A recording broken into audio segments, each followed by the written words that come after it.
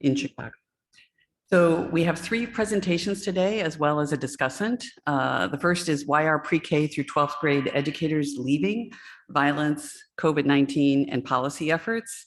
And this is a team that's formed by an American Psychological Association task force. And we have myself, as well as Safa Assad, Kaylin Baer, Kaylee Zinter, Corey Cafaro, and we're from DePaul University. Next, we have violence toward teachers in Italy, prevalence, risk factors, motives, and perceived institutional support. And we have Matteo Angelo Fabrice, who's presenting today. And then we have teacher-directed violence in South African schools by Renelle Carlison from University of Stellenbosch in South Africa. And then we have our discussant, Ruth Berkowitz from the University of Haifa in Israel. So I'm going to start us off with the first presentation. And just to say this is a pretty large group effort, and I'm recognizing the various, my various colleagues who are part of this American Psychological Association task force. And again, we're sort of collaborating as well with many graduate students and staff across universities. So we have sort of a kind of representation across the US. And here's the timeline. So first these efforts began back in 2008. Here we go, on a task force on violence directed against teachers. At that time, there was very, very little research in this area. And we decided to try to create some resources for teachers in the United States. And then we collected data in about 3,000 teachers across the United States. We have been understanding that data for the past decade and looking at prevalence, looking at weapons violence, looking at different offenders, looking at different types of violence, understanding the processes. And in 2019, we presented at the American Psychological Association conference, and we said, wow, it's been a decade since we've looked at and we wonder what is going on now. So we gathered partners and we worked on a survey and we collected data during 2020 and 2021. And then we conducted a congressional briefing in March of 22. We talk a little bit about that later. And then we did a second wave of data collection in 2022, this spring. And then we're doing a final third wave to be collected in 2023. And this is sort of, there's very little longitudinal data. There's been a significant rise in research on educator-directed violence, but there's a lot of different measures and studies, and people are looking at it in different ways, and there are very few longitudinal studies. These are our partner associations, the National Education Association, the American Federation of Teachers, National Association of School Psychologists, the National Association of School Social Workers, the School Social Work Association of America, and MCH Strategic Data. Okay, so I'm going to turn it up to Corey. Thank you. Excuse me.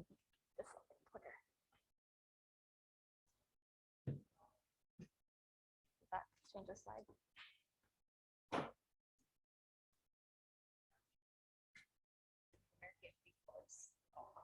Okay, thank you.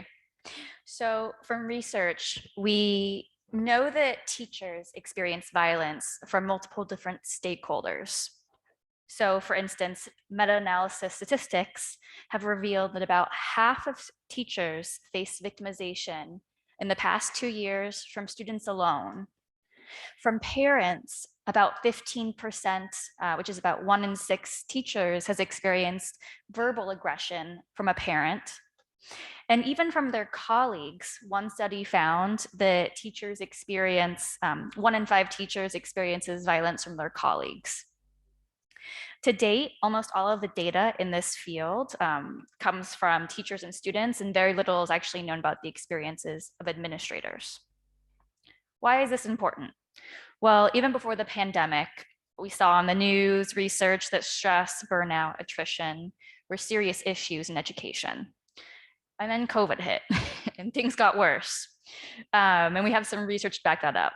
So prior to COVID, 28% of high school teachers in the US reported high levels of emotional exhaustion, which is a significant component of burnout. The problem got worse, as I said, during COVID. So more recent literature demonstrates that nearly half of teachers report elevated stress and burnout. 1/3 reports anxiety, and 1 in 6 report experiencing depressive symptoms. And consequently, because of these factors related to COVID and prior existing factors and violence, we're seeing greater levels of job turnover, which then impacts student outcomes as well. All right, so now that you know a little bit of the background, this brings us to the 3 main research questions we had for this study. The first is, how do teacher demographics impact desire to quit or transfer? The second is, to what extent do teacher experiences of aggression impact their desire to quit or transfer? And the third is, does teacher anxiety and stress mediate the relationship between aggression and desire to quit or transfer? From 2020 to 2021, we surveyed over 10,000 school stakeholders from across the United States, such as educators, school staff, school psychologists, social workers, and administrators via online invitation through our national partners. This study focuses specifically on the response from educators. For this study, there were just over 4,100 participants, which is the subset of the overall sample that was nearly 15,000 school stakeholders. Here is some of the demographic breakdown of our participants. They predominantly identified as female, white, were elementary or high school teachers, and had an average of 14 years of teaching experience. Gender and race ethnicity of this sample is, according to the Institute of Education Statistics, reflective of the US teacher population. 3 measures of interest for this study were to assess victimization, anxiety, and desire to quit or transfer. All measures had high reliability and were derived from a previous teacher-directed violence study. To assess teachers' desire to quit or transfer, we conducted mediated linear regressions, and all analyses were done in the process package of SPSS.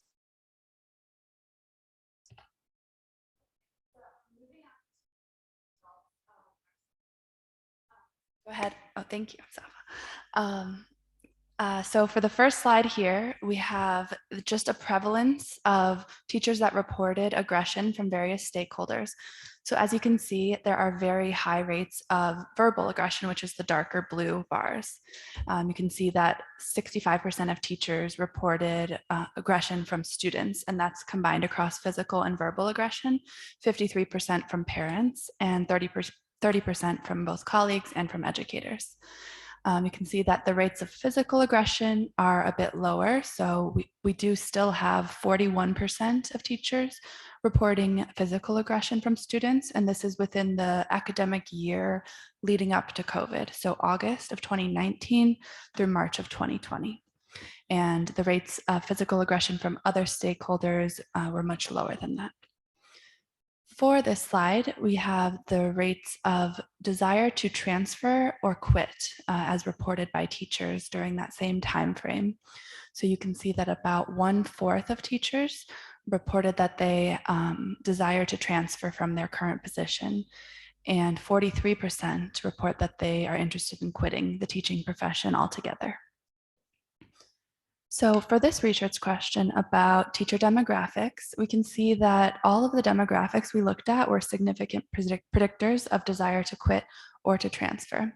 In terms of race and ethnicity, we see that Black teachers report more desire to transfer compared to white teachers.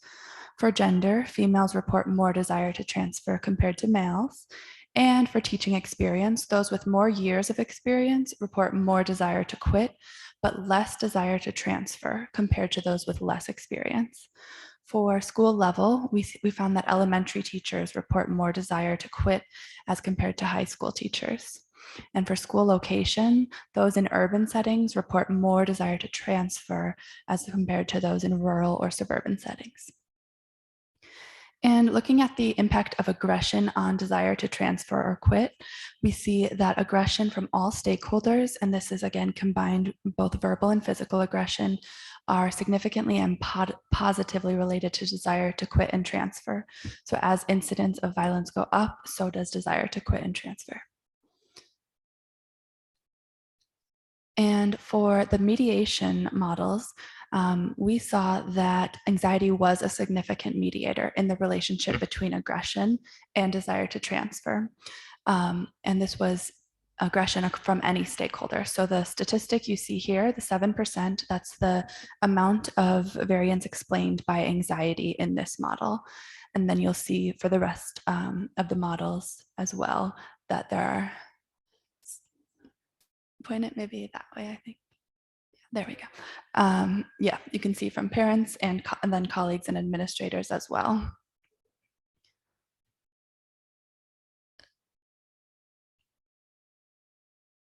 And one more, I think. Yep. So across these stakeholders, that's how much variance is explained. And then the next slide will show something very similar, just with desire to quit as the outcome. So 9%, 17, 19, and 17% of the variance explained by anxiety in these models. So some of the key takeaways related to the demographic factors of our study include that Black teachers, female, and urban teachers reported a higher desire to transfer than their counterparts.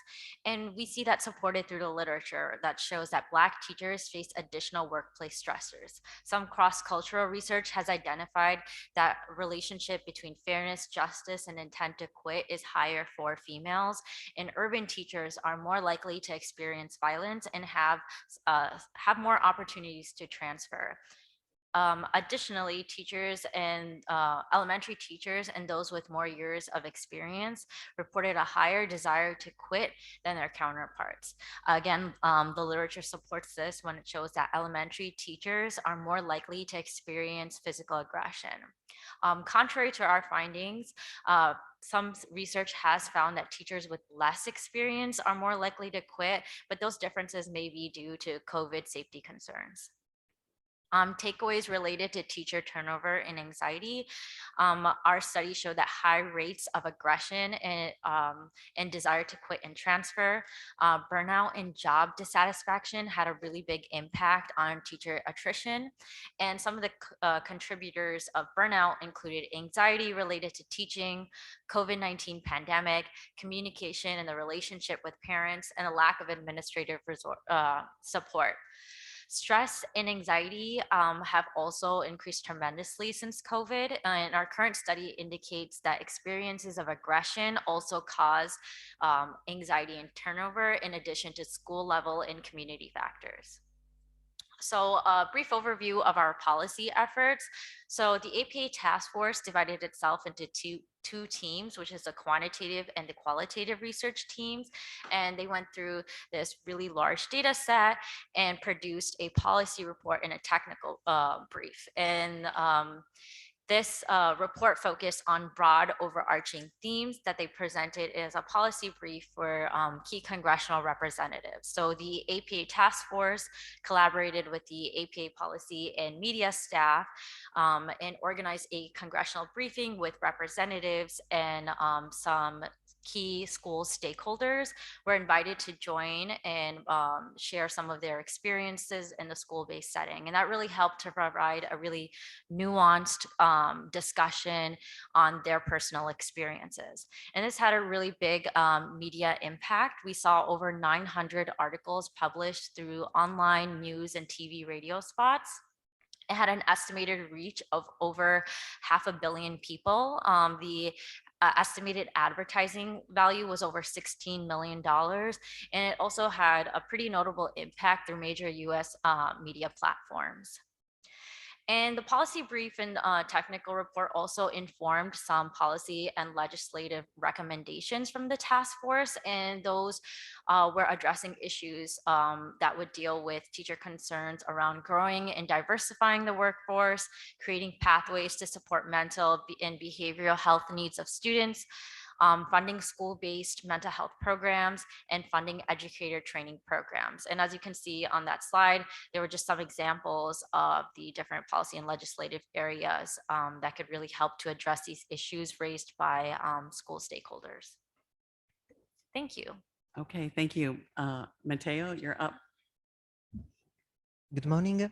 I am Matteo Fabris from University of Turin, and I am happy to be here with you to discuss this important theme.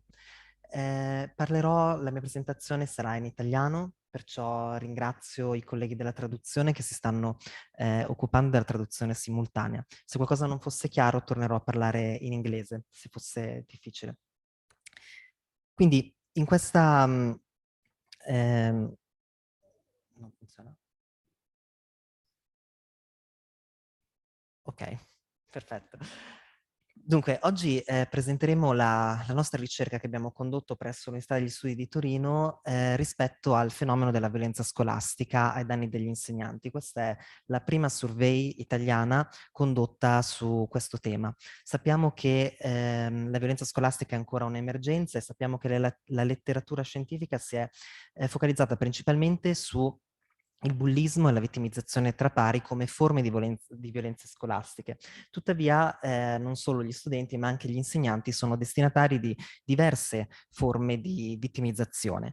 Sappiamo che la vittimizzazione ai danni degli insegnanti tende a predire un maggior distress psicologico, quindi un benessere psicologico più basso nelle vittime, che può anche avere un impatto sulla qualità dell'organizzazione, in particolar modo sul clima emotivo dell'organizzazione scolastica, può portare gli insegnanti ad abbandonare il loro lavoro, e questo si riflette anche sulla qualità delle relazioni che gli insegnanti hanno con i loro studenti, determinando quindi un rischio per l'adattamento psicologico dei bambini, degli adolescenti e naturalmente per i loro outcome accademici.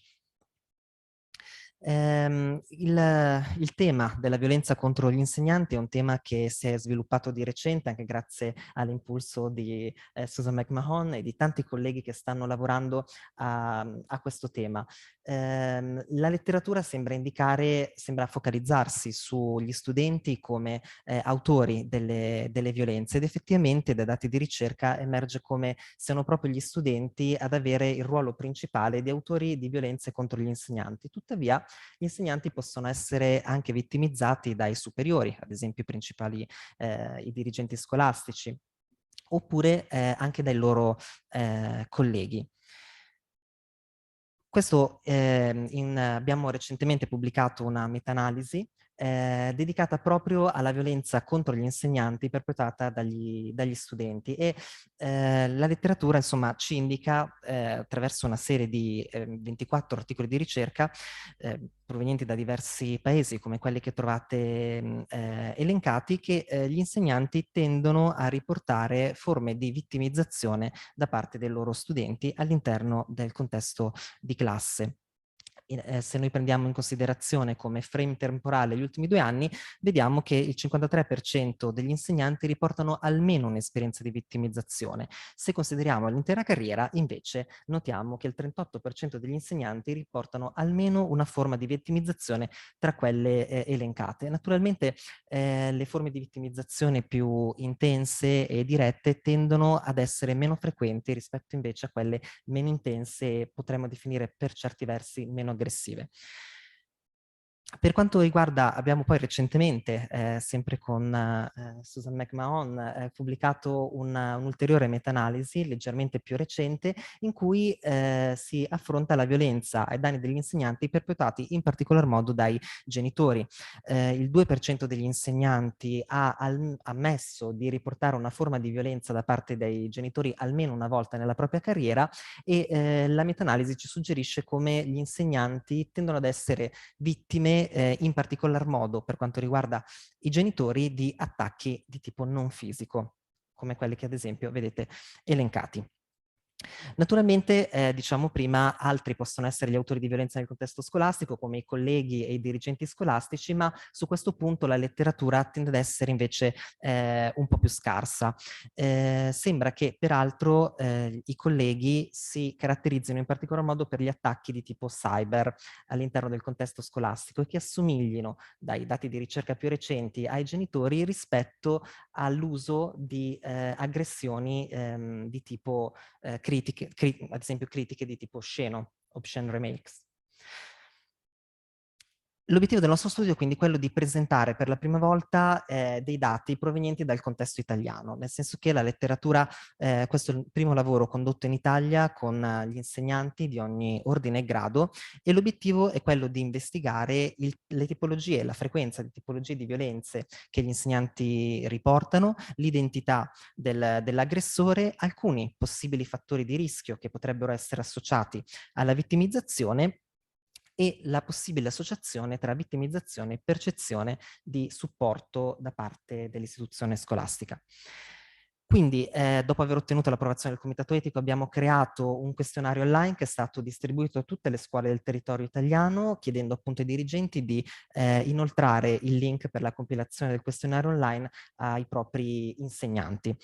E il campione di riferimento è quello costituito appunto da insegnanti di ogni ordine e grado, quindi dalla scuola dell'infanzia, kindergarten, fino alla scuola secondaria, secondary school, e abbiamo raccolto 1106 risposte da parte di docenti italiani distribuite nei differenti gradi che voi potete osservare. Abbiamo lasciato i nomi delle scuole in italiano proprio per la difficoltà di paragonare alle volte sistemi scolastici di nazioni differenti.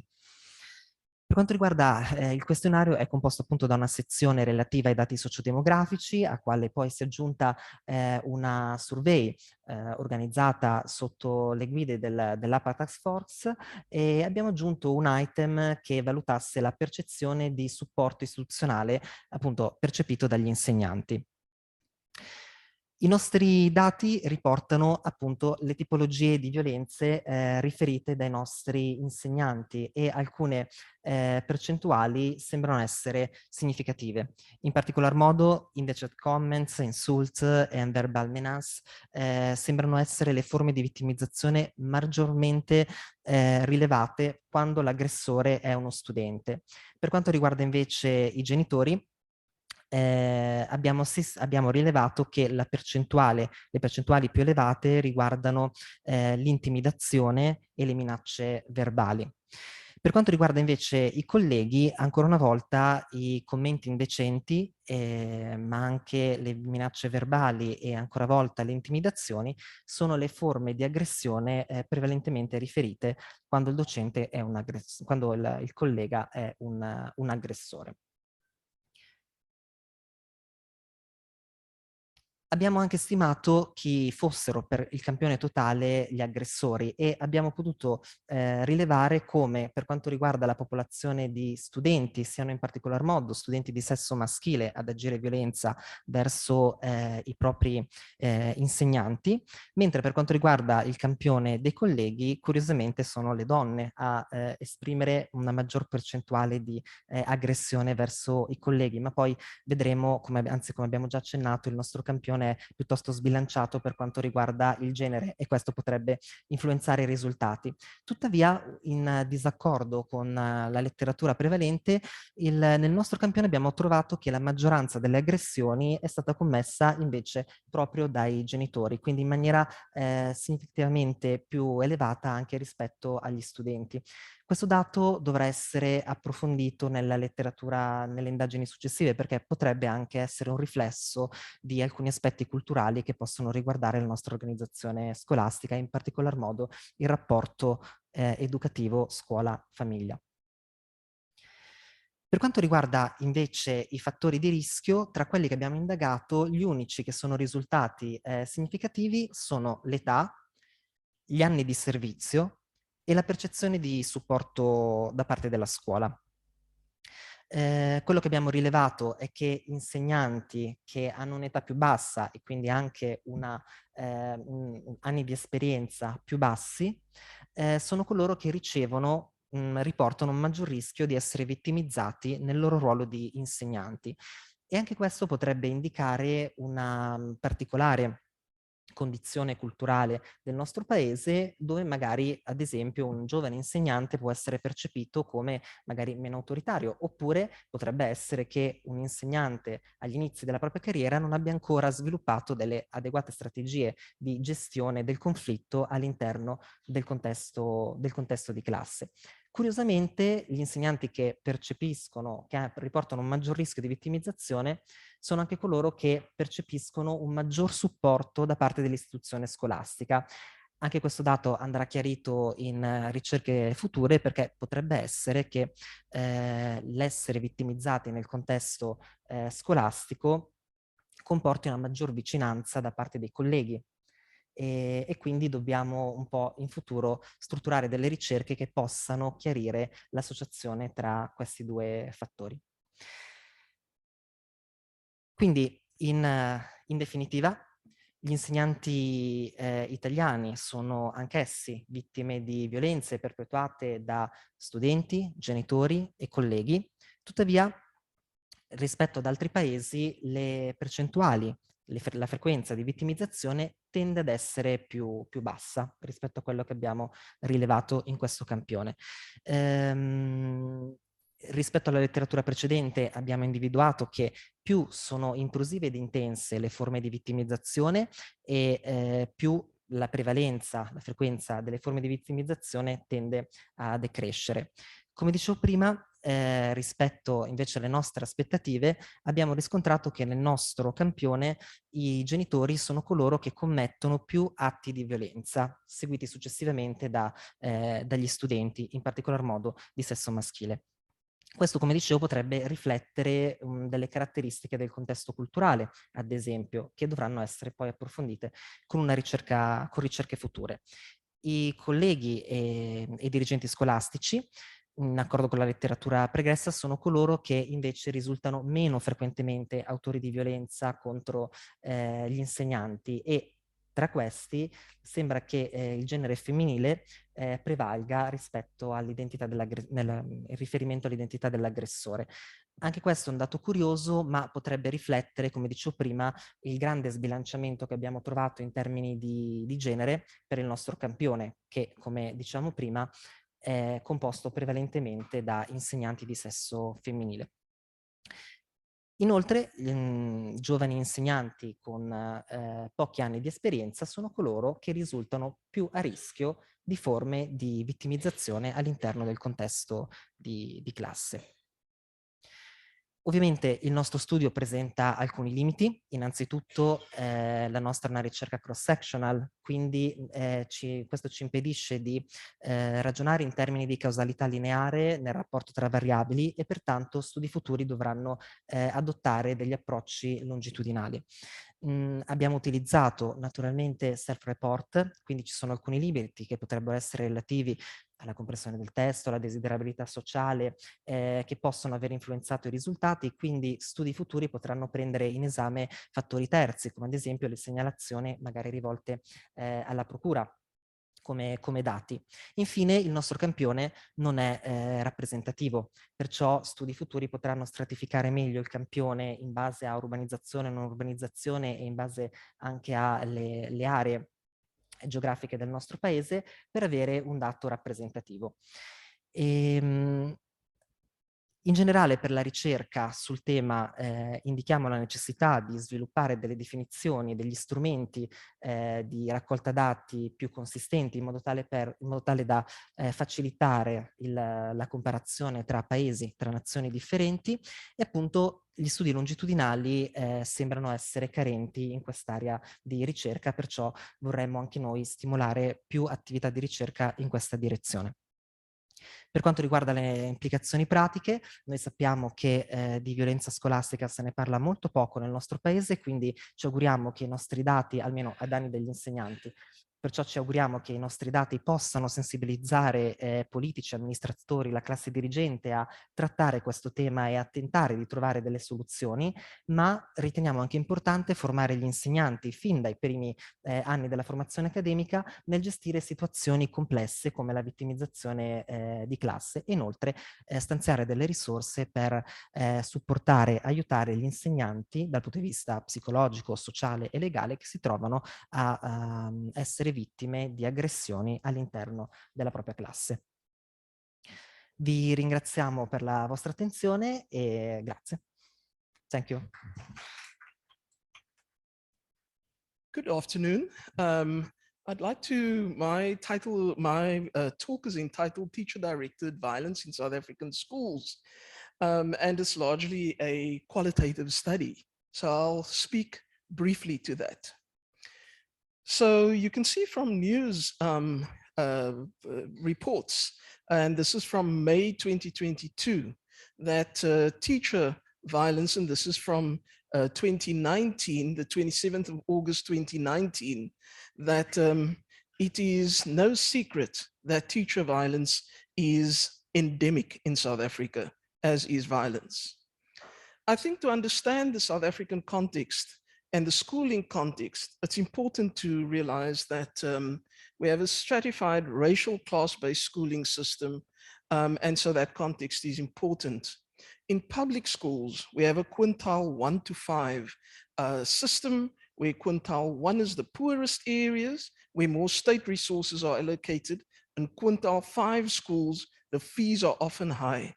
So that's public schools. And that happens against a background of an average annual income in South Africa of 288,000 Rand, which is about 17,000 US dollars per year. And the top 1% of earners in South Africa earn about 588,000 Rand per annum. And that's about 35,000 US dollars, that and upwards. I think what's significant is that 55.5% of the population, about 30 million, experience food insecurity. So that means they don't have at least one meal a day. That's the context. Of course, you know that South Africa is the country with the highest inequality in the world, the biggest gap between rich and poor. So the context in which I'm giving you that context, so we can understand how school fees work and how the stratified system works. So public quintile 4, for quintile 5, that's era, quintile 5 schools cost about 45,000 Rand per year. So that's in school fees only. You haven't bought a school uniform or a soccer ball. 2,647 US dollars per annum. In the public quintile 1 schools, they're often no fee schools, so the poorest schools. And then quintile 2 and school fees is often 100 Rand per year. So that's about 6 US dollars per year. Now that in comparison to private school fees, it's often 200,000 a year. So that's about 12,000 US dollars tuition only. So this is, I just gave you a bit of a picture. On the left, those are historically white schools. It's a quintile 5, a public school on the left. In the middle is a historically black quintile 1 or 2 school. And the private school with the very high school fees will look like the one on the right. And these are pictures of schools that actually exist in South Africa. So I'm just going to focus on South African literature because I think most of you have painted a very good picture of the literature in Europe and the US. So there are few studies, largely qualitative, and the larger studies focus on student experience of violence. There's significant rates of teacher-directed violence, and it's ongoing. Some attacks on teachers have resulted in deaths. And teachers, these include that teachers have objects thrown at them while teaching, cars and homes are vandalized with threatening messages on walls, and also their families and children are threatened. There are reports of them being bullied, threatened, harassed, and property stolen. And workplace bullying, typically from male principals, will have negative health consequences, but then there's also a reluctance to lodge complaints. So teachers feel humiliated, isolated, and discriminated against, and this has negative outcomes for their careers and well-being. So this study then was designed to explore teacher experiences of teacher-directed violence. And just to say how this study is different from other South African main qualitative studies, there are two main differences. That schooling is, as I've just shown, stratified based on race and class, and histories of dispossession in apartheid South Africa. And this has not really been explored and highlighted in previous studies. So previous studies are located mostly in low-income communities. And teacher experiences, obviously, of TDV during COVID and after they return to school will also be a focus. And in this presentation, one of the questions we asked are the major differences between TDV in the global north and global south. So the research question is that, what are teacher experiences of teacher-directed violence? The methodology was really a qualitative case study design with a purpose of sampling. The inclusion criteria was that teachers should have a minimum of 1 year of teaching experience, and they should have experienced or witnessed teacher-directed violence. That public, private schools, and mixed schools, and a combination of public and private were included in the sample. This is an exploratory study that is ongoing. Here I'm reporting on 4 online focus groups of 15 teachers. That was done in April and May when Susan visited South Africa, and Susan and I did these groups together. Just very briefly, I didn't want to go into great detail about the demographics, but in focus group 1, there were 3 teachers, focus group 3, 5 in the third, and 2 in the second group. So teachers were given 2 gig of data after participation in the focus group. There was permission by the Stellenbosch University Institutional Ethics Committee. It was thematic, we did thematic analysis. And I think it's perhaps important to say that there were some methodological and logistical challenges. We have load shedding in South Africa, which is regular and predictable patterns of our electricity being shut off. It's worse than it was in April, May currently. Now at the moment. And so that impacts significantly in terms of doing online work. So and it was also towards the end of the school term. It was interesting to see some teachers enjoyed the online data generation, the online Zoom meetings, whereas others sometimes said they prefer school-based, but we were also just coming out of a period where the University Ethics Committee put a moratorium on face-to-face interviews or focus groups. So we decided to go for focus groups. I also had COVID when you were there, but I was well enough to conduct the groups online. So I think when we look at some of the results, I'm going to look at the patterns generally. I think there are obviously a lot more nuances that can be highlighted, but I want to run through some of them. I think the main kinds of violence that teachers said they experienced was aggression by school management, so principals and so on, aggression by colleagues, students, and by parents. And I put asterisks next to the types of violence that teachers often experience. So I just want to give you examples. And I'll read one or so. The first 6 months of aggression, explicit aggression. The first 6 months, the head of department, if I did get a chance to give a lesson, you'd chip in and correct me or tell me I was not doing things this way. And that's quite frustrating because obviously it undermines your sort of authority in class already. And the children had gone through so much. So an implicit aggression, this came up often by teachers, where they're driven by excessive workloads, especially after returning to school after lockdown.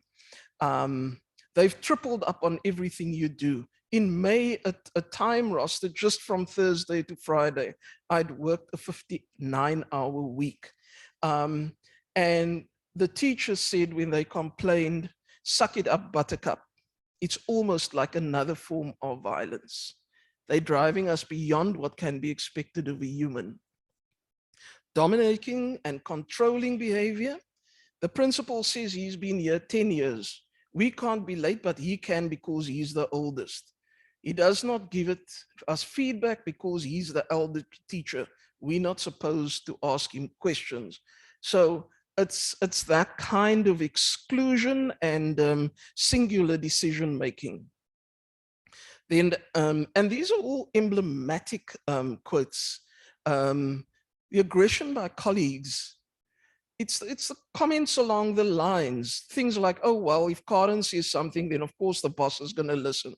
So much so that rumors started about us having an affair, which was obviously not true, but sort of like this gossip. So that's interesting. The student aggression, I'll read one, there are quite a couple, and there are nuances between the different kinds of student aggression. One of the learners got extremely frustrated because she couldn't answer the questions and she threw a chair at me. The children, they smoke drugs. Last year I was stabbed. I can show you here. And then she goes and shows us a scar where she was stabbed in the head. Yes, they were fighting in the toilets and I was going there to stop them. Zamele. Now, this was very common, aggression by parents. The mom sent a very long email about the ways I was failing as a teacher, even criticizing my handwriting, saying that I was causing her son's handwriting to regress. So questioning of my competence is big. I teach business studies and life orientation. And in the school that I teach, there's a larger focus on mathematics, science. And so if your competence is questioned, it's often in those subjects. I think what is quite interesting here is how teachers of our parents are incredibly ambitious for their children, especially in middle to upper middle class schools. I think those are really huge factors that fuel the aggression. Now, I think in terms of aggression during COVID and post-return to school, many of the teachers talked about how difficult it was for learners or students to get into a routine. And how, for example, I still get a lot of 6-year-olds that ask me, "When am I going home? I've been here for a very long time now." And I say, "Well, unfortunately, we only leave at 2 o'clock. So you'll just have to hold on a moment." But you can tell that that level of frustration and then acting out affects the academics because they tend to switch off after 12 o'clock. So some teachers said that yes, there was more aggression, and some said she doesn't think it was that much. She said, "I mean, we lost parents. I think 3 maybe of our parents of learners in the school died. So I don't know if that's had a sobering effect. I think we in a way leveraged the opportunity to really win a lot of trust from parents as well by the way we were communicated. And you may know that parents are less likely to be violent towards teachers." So the causes of violence were both interpersonal and individual, but also social and structural. Teachers perceived, a lot of teachers spoke about the interpersonal and individual causes of violence. So internalized feelings and they're not being able to voice it well or express it in a mature way. And another teacher said, Karen, and always parents and children where there's a sense of entitlement where I pay an X amount of school fees. So they feel entitled to be violent. And then some of the social and structural reasons. Many children came from homes where they've experienced a lot of instability during COVID. A lot of learners who have lost parents, whose parents have lost jobs, who've moved. I have quite a few letters. We've moved from different provinces together because their parents got jobs here now. So they've been uprooted from families and they've been uprooted from circumstances before. Another one that is perhaps quite important, because of this old way of thinking and during the apartheid, there was a mindset that if it doesn't want to come right, force it right, you know. And so during apartheid, that was the mindset of Murim, which means beat them up. Afrikaans word for beat them up. You know, that kind of antiquated mindset. I mean, South Africa is not the most divided country in the world for no reason. So how's teacher-directed violence managed? Was quite interesting through avoidance, alienation, insurmountable problems, thinking of leaving teaching as a profession, and interestingly, community policing forums. So it's almost in terms of avoidance in certain phases of their life. I wouldn't call myself an advocate, but I often speak up on behalf of people and people who just say, these boys, you know, they've only got one term left. It's one term and it's the end of the year and it's their final exam. But teachers were also alienated. I do what I have to get by. So I'm going to jump a bit because I've got 2 minutes left. I think there was quite interesting feedback in terms of possible solutions. They were saying that policies are good but ineffective because they're not implemented. Teacher education, training teachers, that must be addressed in terms of conflict resolution. Support from school management, many people talked about that. And also creating awareness about teacher-directed violence. And then working collaboratively with parents, student debriefing and access to counseling services for students and teachers. And then, interestingly, terms of tenure for school principals, like 5 years for principals, so that they don't believe that they are at the top of the food chain. That's quoting a teacher. And then one teacher had some very interesting ideas about membership of national teacher support groups. So I'm going to skip a lot of this. Go back. I think some of the main conclusions that one can look at is that school violence takes place in schools across all demographic contexts. Perpetrators are likely to be students, parents, and school principals, particularly. Parents are more likely to be perpetrators in high-income public schools and private schools. Variable perceptions, there are variable perceptions of reduction in teacher-directed violence during COVID. And the trends seem to be, at this point, similar in the global north and global south in terms of teacher-directed violence.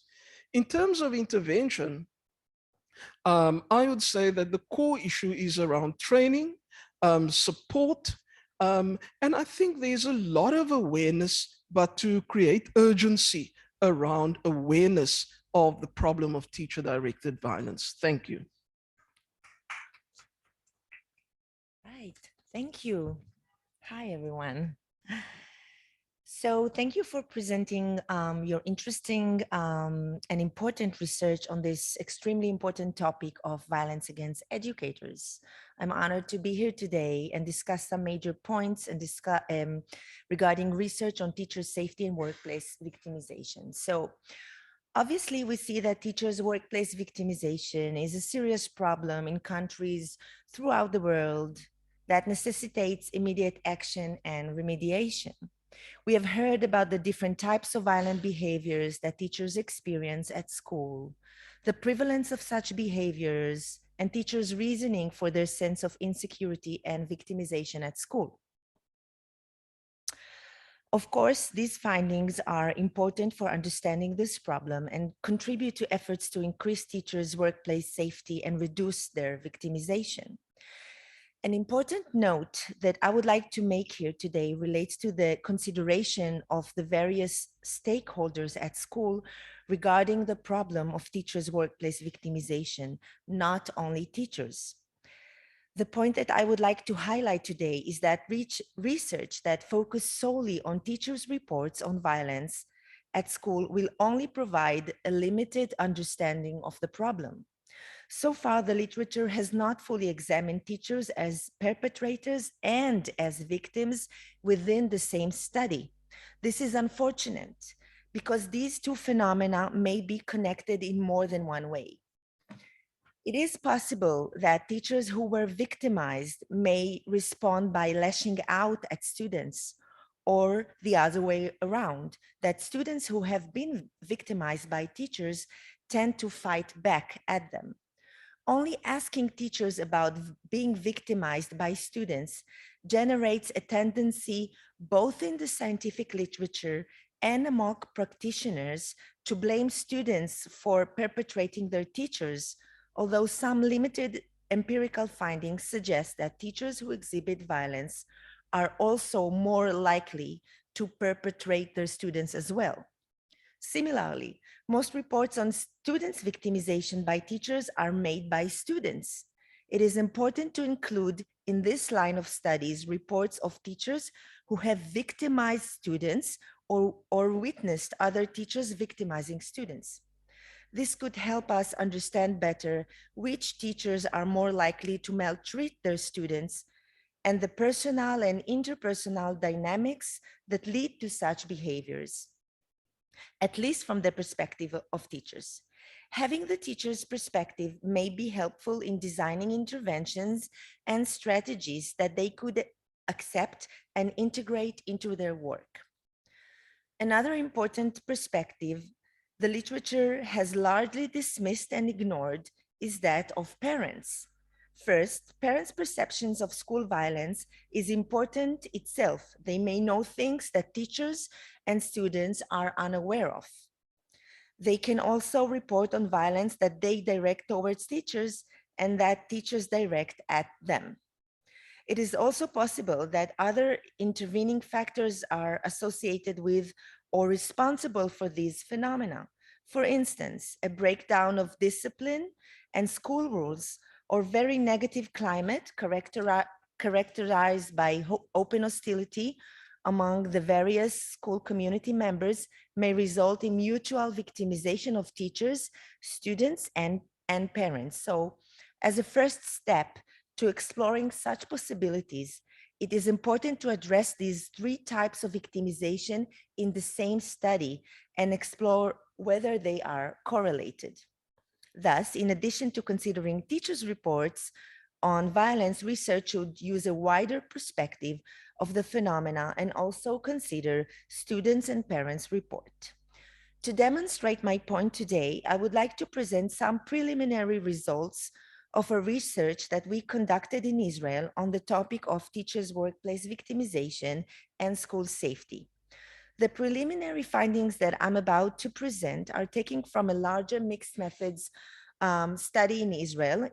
In the second phase of the study, in which we are currently engaged in, we collected data from students, teachers, and parents in schools across Israel on the topic of school violence, relationship, safety, and climate. Okay. Sorry, I forgot to move the slide. So the study of our aim was to gain a comprehensive understanding of school violence in general and teachers' victimization in particular. The study aims were to explore the magnitude of teachers, students, and parents' victimization via various types of violent acts in school in Israel. We employed a multi-perspective approach that considers perceptions and reports of teachers, students, and parents on this topic. And based on the literature, we considered the school context as an important factor that can contribute to violence and safety. And we know that and we know that violence is reciprocal. Thus, we hypothesize that there would be a positive association between the school stakeholders' reports of victimizing others and being victimized at school.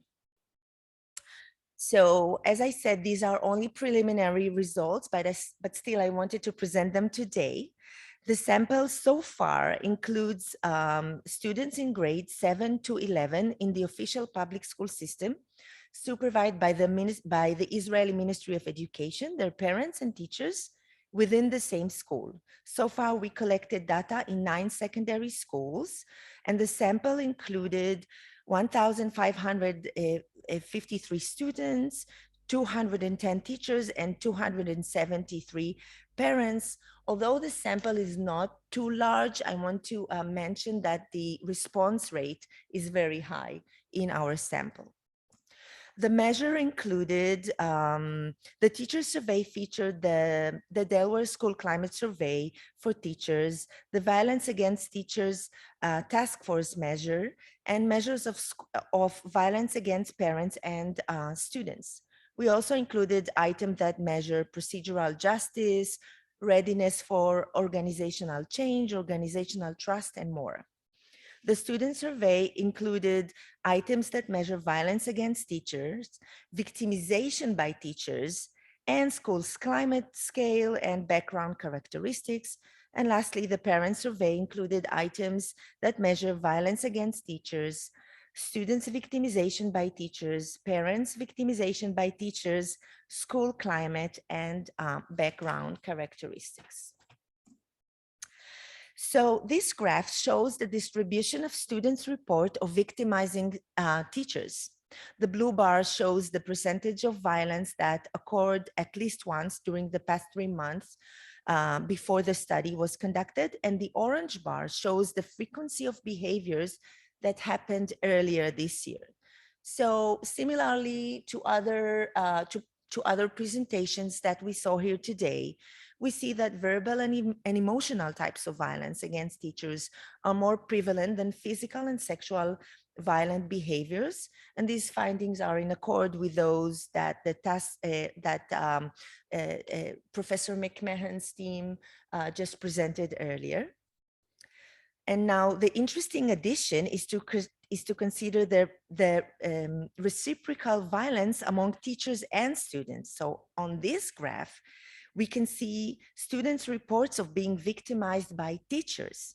Similarly, we can see that verbal and emotional violence were more prevalent than mild and severe physical violence, whereas students' victimization by teachers, sexual violence was least prevalent. The findings indicate that students reported being victimized by their teacher slightly more than they reported on perpetrating violence against their teachers. What's even more interesting to see is how these measures correlate. What I did is that I computed a summative measure that count the number of violent acts that students reported regarding being victimized by teachers and perpetrating against their teachers. The two measures significantly correlated with a medium strength of 0.436 with a significant level of 0.01. Next, let's have a look at teachers' reports on perpetrating violence against students and being victimized by students or parents. This graph shows teachers' reports of seeing other teachers victimizing their students. We did not want to ask teachers whether they have victimized their students, so we asked about seeing other colleagues doing the same thing. Again, verbal violence was more frequently reported by teachers, whereas physical and sexual perpetration against students were less prevalent. The frequencies presented on this graph included teachers' report on victimization by both parents and students, although most reports were of victimization by students. The pattern was the same. And we can see that teachers' report of being victimized at work were more frequent as compared with their reports on victimizing students. Again, the correlation among the computed summative measures demonstrated a significant positive association. Of course, this data did not allow me to consider the school context because the number of schools that does not allow conducting a multi-level analysis that considered students and teachers' behaviors within the same school. I'm going to skip a little bit. But now I want to show you this interesting distribution. Here we see teachers' reports on victimizing their students in orange and students' reports of being victimized by teachers in blue. It is evident that teachers reported less perpetration of violence against their students, whereas students reported higher levels of victimization by teachers. So these are the type of interesting questions that are missing in the scientific literature, which has largely disregarded the multiple perspective approach. The last two graphs that I want to present are based on parents' reports on school violence. Here are parents' reports of perpetrating violence against teachers. The patterns remain similar as in the earlier graph that I presented. And this graph shows parents' reports of being victimized by the teachers. Again, I computed a summative measure that counts the number of violent types that parents reported regarding perpetrating violence against teachers and being victimized by the teachers. The correlation was very high, indicating a strong and significant correlation between the two types. The correlation was 0.779, significant at the level of 0.001. This means that perhaps that parents who reported being victimized by teachers also reported perpetrating against teachers. So in summary, current conceptualization of teachers' workplace victimization assumes that teachers are mainly victims and do not address the co-occurrence of victimization of students by teachers or of teachers by students and their parents. I presented the distribution of violence, victimization, and perpetration based on multiple perspective approach of teachers, students, and parents. So in addition to the descriptive statistics, the correlation between students being victimized by teachers and perpetrating of violence against teachers are critical piece of evidence in understanding association between these phenomena. The same goes for teachers and parents reports. So it's important that future research should take a broader perspective and include students and parents reports of teachers' workplace victimization, not only those of teachers, such that we can understand school violence more holistically and perhaps learn more about the characteristic of safe and unsafe schools in which students, teachers, and parents experience violence and perpetrate violence against others. Although there is a growing interest in policies that protect teachers, it is also important to address issues of teachers victimizing students. Teachers training need to acknowledge that teachers may feel ill-equipped and frustrated when facing disruptive students' behavior and help teachers acquire nonviolent ways of managing conflicts with students. Policy should also include professional and peer support for teachers who feel threatened and victimized. The literature indicates that victimized teachers may feel most hurt when their victimization is not acknowledged and they feel isolated. So thank you. Okay.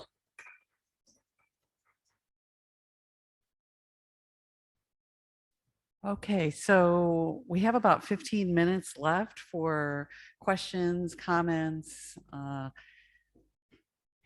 anything that people would like to say. Yes. Do we have a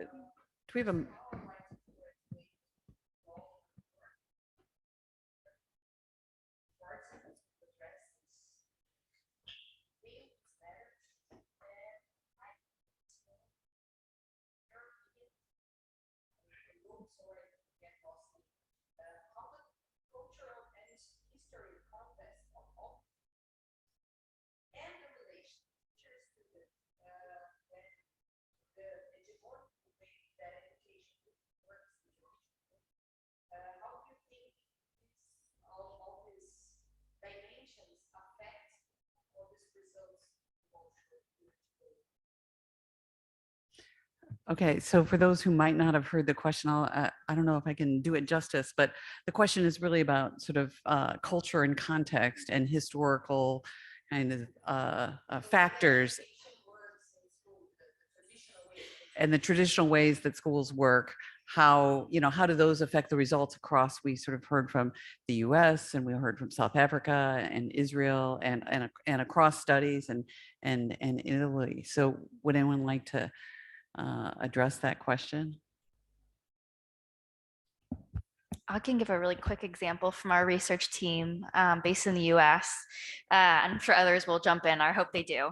One conversation I recall specifically, this was years ago when we were discussing the second round of the APA task force, was the nuance even within one country like the United States. So for example, in the US, we have 50 different states, 50 different laws, 50 different ways to do education. And one big difference is there are still some states in the US that have corporal punishment legally. So students or staff and teachers can still punish students with physically, and that's legal.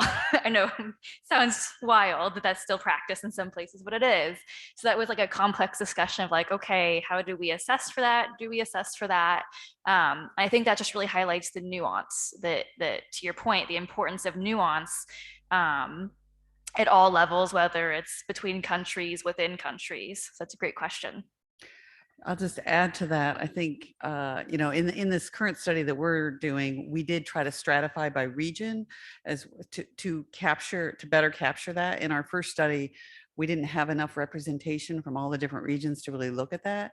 And now we have some additional data that we can look at that. But I know at least one of the things that struck me in South Africa from the focus groups that we did was sort of the administration and how teachers really viewed, you know, sort of how people got into those administrative roles and how many were so ill prepared. I feel like it felt different than it does in the US. And I don't know, Renelle, if you want to comment on.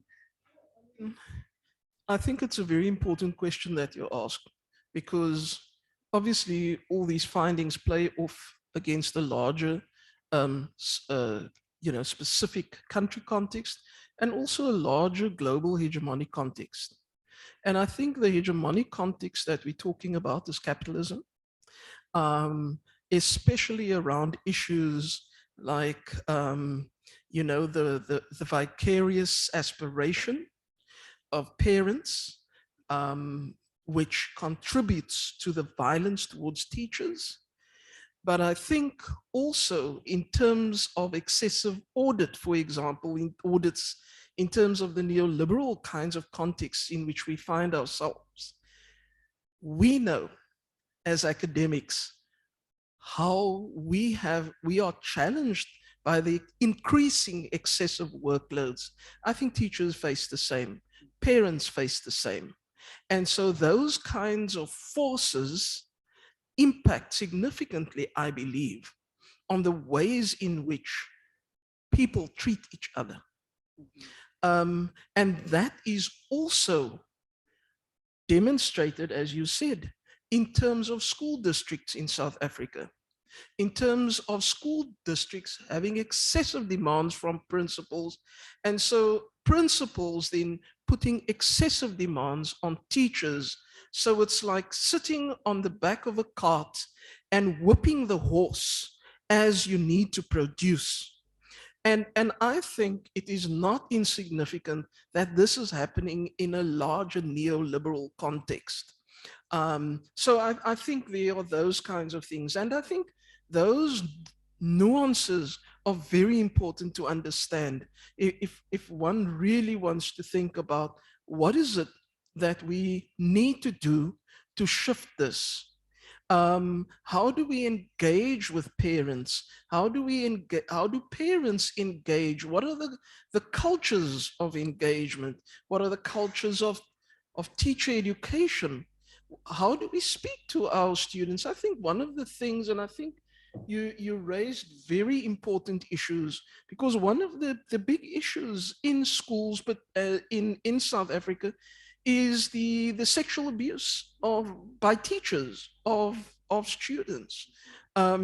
And that, of course, takes place in a context of excessive gender-based violence in South Africa, in a context of a country with an incredibly violent past. So I think those kinds of contexts is very important to reflect on, and also how that impacts on all of our behaviors, um, and, and, uh, and how that manifests in our various workplaces. I think we could keep talking about that. Matteo, did you want to jump in? This is an interesting question, and I think that future research must take in consideration the cultural dimension in this study. For example, Italy is an individualistic society, but it presents some traits and characteristics of collectivistic society, in particular in the southern region of our nation. And so in this way, for example, some characteristic such as the respect, the disciplinary, the power distance in the relationship between teacher and pupils, teacher and students are highly evaluated in this nation. And in this way, probably this cultural dimension may increase the risk of negative interaction between teacher, family, and children, and so risk of victimization may increase. I work in the field of research, but I am also a school psychologist, and in this recent year, I have perceived some change in the cultural view of school and the cultural view of the relationship between school and family. And Italy has become more multicultural, for example, and this is a new issue for the school system. So cultural dimension is very important. I think that we must take into consideration this factor, and I think that with think theoretical dimension that can explain our findings. So I hope that future research may increase the direct comparison in our research. Yes, it's a good idea. Thank you. That was a great question. Yeah. So, yeah. I mean, Ruth, did you want to comment? Actually, I wanted to ask Matteo a quick question. Perhaps you referred to it when you talked, but it was in Italian. So regretfully, I don't speak Italian yet. I noticed a correlation, a positive, significant correlation between perceived school support that teachers receive, which was positively association with the level of victimization. So I'm kind of wondering how come teachers that report on higher perceived support also experienced higher victimization. Do you have any thought on that? This is a strange result also for us, and it's difficult to explain this result. But our research is a cross-sectional, so the causal relationship is not understandable in this research. But probably the fact that one teacher may be victim of assault, violence by a student, a parents, a colleagues may increase the collaboration between colleagues. This is an hypothesis, but we would investigate more in depth this strange result. In fact, is surprising also for. No, but it's an interesting hypothesis that teachers that are being victimized perhaps receive greater support from their colleagues. Yeah. So thank you. Thank you. Thank you. Yeah, I think that collaborating with across countries, I mean, this field is still kind of in its infancy, but there's really been a large increase over the past decade of research being done in this area. And now there are some, beginning studies where they're using the same measures, the same, across, so that we can really look a little bit more at that, sort of some of those differences and how it looks.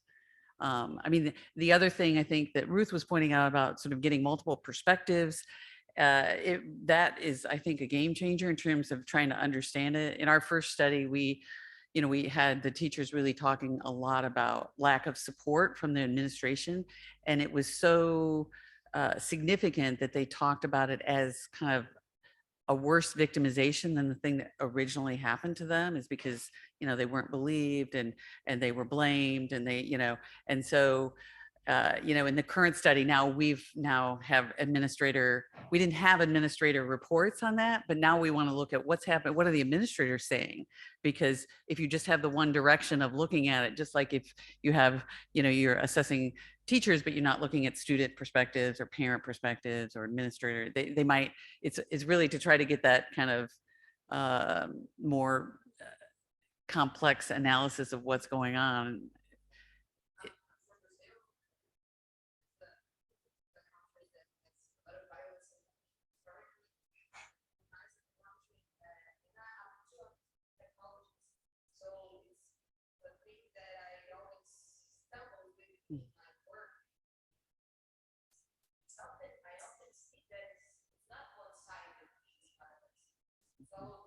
Mhm.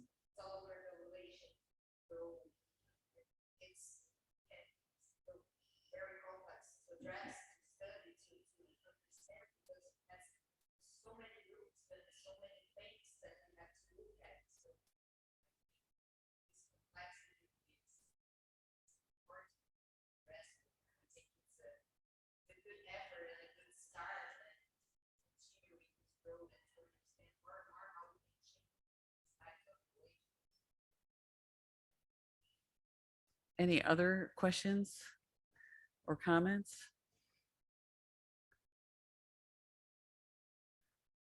Okay, well, is there any other comments or questions from our presenters? Okay, well then I want to say thank you so much. Do we know anything from online? Are there questions or I guess we can't tell that. But anyway, I want to thank you for joining and listening, and hope you learned something. And thanks to all the presenters. Certainly a rich set of presentations. So thank you.